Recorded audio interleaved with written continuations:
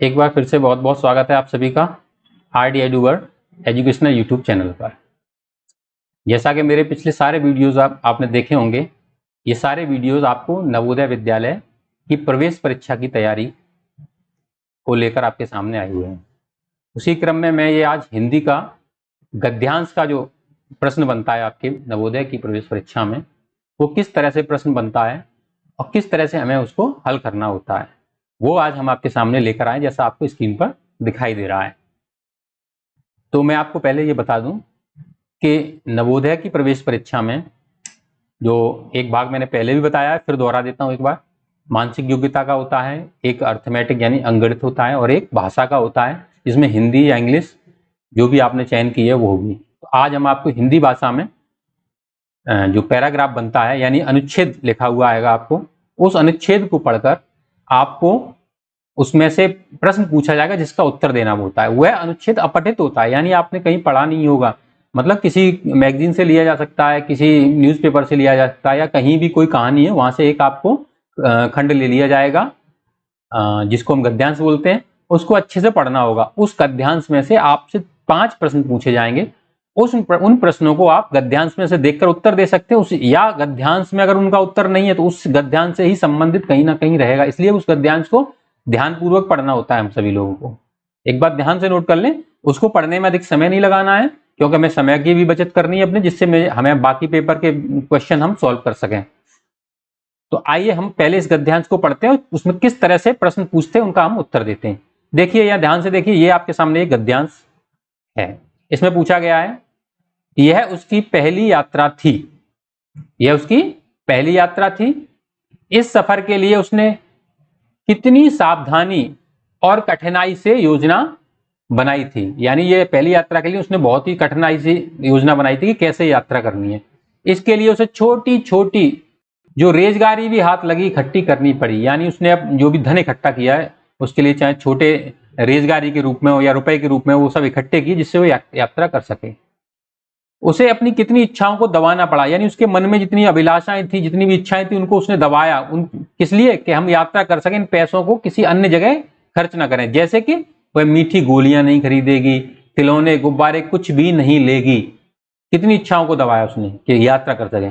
कितना बड़ा संयम था, मतलब उसने अपने मन की इच्छाओं को दबाया और उस यात्रा के लिए पैसे इकट्ठे किए, ये उसका बहुत बड़ा संयम था।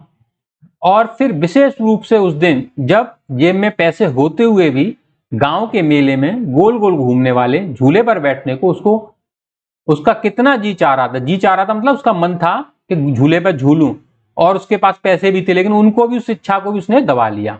ये आपने ध्यान से एक बार पढ़ लिया। इस तरह के पैराग्राफ आपके परीक्षा में पूछा जाता है, जिसको हमें पढ़ना होता है। कभी कभी थोड़ा सा पैराग्राफ कठिन हो, इसमें कुछ शब्द ऐसे होते हैं जिनको समझने में थोड़ा समय लगता है, तो आप दोबारा भी पढ़ सकते हैं, लेकिन समय ज्यादा नहीं लेना है, आपको पूरा ध्यान वहीं रखना है। अब उससे संबंधित प्रश्न होते हैं। देखिए पहला प्रश्न ये बनना है इसमें, उसकी यह कौन सी यात्रा थी। आपको आसानी से मिल गया, उसकी यह पहली यात्रा थी। देखिए इसका आंसर हमारा पहली यात्रा थी। कितनी आसानी से मिल गया हमें। बहुत ही आसान होता है इसका उत्तर देना।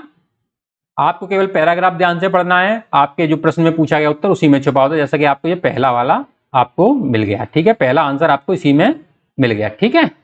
उसके बाद दूसरा है, इसमें दूसरा पूछा गया है, इस सफर की योजना उसने कैसे बनाई। इस सफर की योजना उसने कैसे बनाई। तो इसमें 4 ऑप्शन दे रखे थे, जल्दबाजी में बनाई, सावधानी और कठिनाई से बनाई, धीरे धीरे, या मित्र की सहायता से।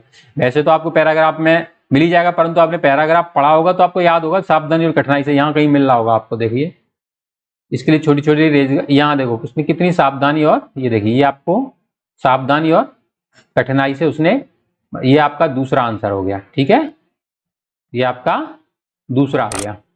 तीसरे में फिर पूछा गया है, इसका ये वाला था, सावधानी और कठिनाई से। फिर अगला प्रश्न है इसमें, यात्रा करने के लिए पैसा इकट्ठा करने में उसे क्या करना पड़ा।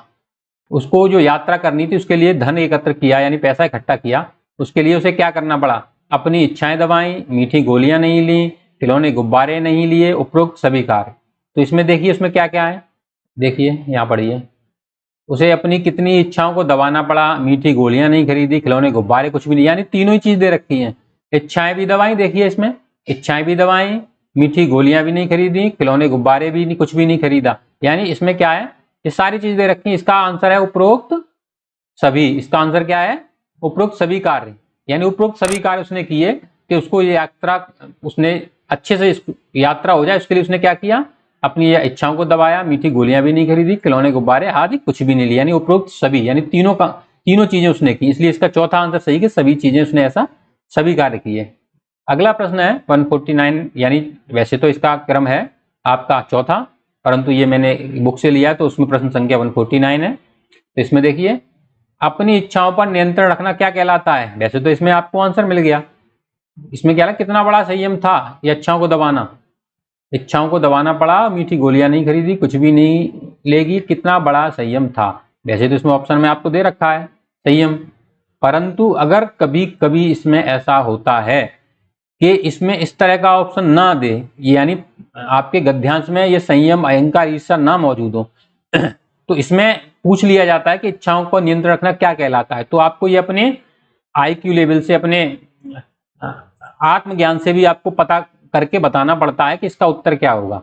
इच्छाओं को दबाना हमारा नियंत्रण रखना संयम कहलाता है। इच्छाओं पर नियंत्रण रखना हमारा संयम कहलाता है। ये आपको अपने IQ लेवल से भी आप कभी कभी इस तरह के प्रश्न, वैसे तो इसमें मौजूद है आपका, देखिए इच्छाओं को दबाना संयम कहलाता है, परंतु कभी कभी इसको अपने IQ लेवल से भी बताना पड़ता। अगला देखिए, इसमें है, उसने सबसे बड़ी इच्छा क्या दबाई थी?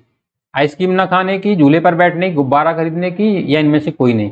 ये देखिए यहाँ लास्ट में दे रखा है, फिर भी विशेष रूप से उस दिन जब जेब में पैसे होते गाँव में घूमने वाले झूले पर बैठने को उसका कितना जी चाह रहा था। यानी झूले पर बैठने का उसका जी चाह रहा था, फिर भी वो झूले पर नहीं बैठी। सबसे बड़ी इच्छा थी। देखो, फिर विशेष रूप से का मतलब सबसे बड़ी इच्छा, विशेष रूप से। तो उसने अपनी सबसे बड़ी इच्छा क्या दबाई? झूले पर बैठने की जो इच्छा थी उसने ये दबा ली। इस तरह से आप देखिए, आपके गद्यांश के 5 जो प्रश्न थे, पांचों इसी पैराग्राफ में मिल गए आपको।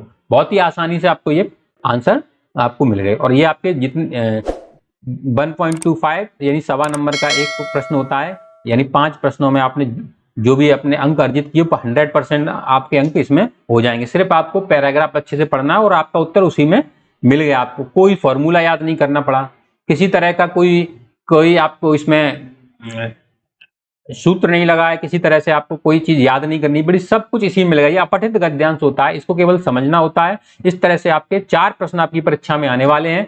चारों में से 20 प्रश्न होंगे, 4 अनुच्छेद में से 20 प्रश्न बनेंगे। मेरे पिछले वो 2 वीडियो देखिए, इससे पिछले वाला जो वीडियो है उसमें मैंने आपको बताया, उसमें पैराग्राफ तो दे रखा है, परंतु पैराग्राफ के अंदर उत्तर नहीं थे। पैराग्राफ के अंदर उत्तर नहीं थे, लेकिन पैराग्राफ से उत्तर सारे संबंधित थे। वो वीडियो मेरा अवश्य देखिए, मैं डिस्क्रिप्शन में इसका लिंक शेयर कर दूंगा, जिससे आपको समझने में आसानी हो पैराग्राफ से किस तरह के प्रश्न आपके इससे बनते हैं। उससे पहले का भी एक वीडियो है, उसका भी मैं लिंक इसमें शेयर कर दूंगा। मेरे दोनों वीडियो देखिए, वो वीडियो और ये वीडियो देखकर आप समझ जाएंगे गद्यांश से किस तरह के प्रश्न बनने वाले होते हैं और उनका उत्तर किस तरह से हम लोग दे सकते हैं, और अपने पूरे अंक इसमें हम अर्जित कर सकते हैं। आप अपनी नवोदय की संपूर्ण तैयारी के लिए मेरे सारे वीडियोस देखिए, मेंटल एबिलिटी के मैंने दे रखे हैं सारे वीडियो, बहुत अच्छे से समझाया गया है और आप आसानी से, बहुत ही सरल भाषा में समझाया गया है, जिसको आप आसानी से मानसिक योग्यता के सारे प्रश्न हल कर सकते हैं। तो मेरे सारे वीडियो को देखते रहिए, मेरे सारे वीडियो आपको समय पर प्राप्त होते रहे, उसके लिए मेरे चैनल को सब्सक्राइब करिए। अगर ये वीडियो आपको अच्छा लगा है तो इसको लाइक करिए और दोस्तों को शेयर करना बिल्कुल ना भूलिए। अगर आप लोग सब्सक्राइब करते हैं, लाइक करते हैं, तो हमारा इससे मोटिवेशन बढ़ता है और इसी तरह के अच्छे वीडियो हम आपके लिए लाते रहेंगे।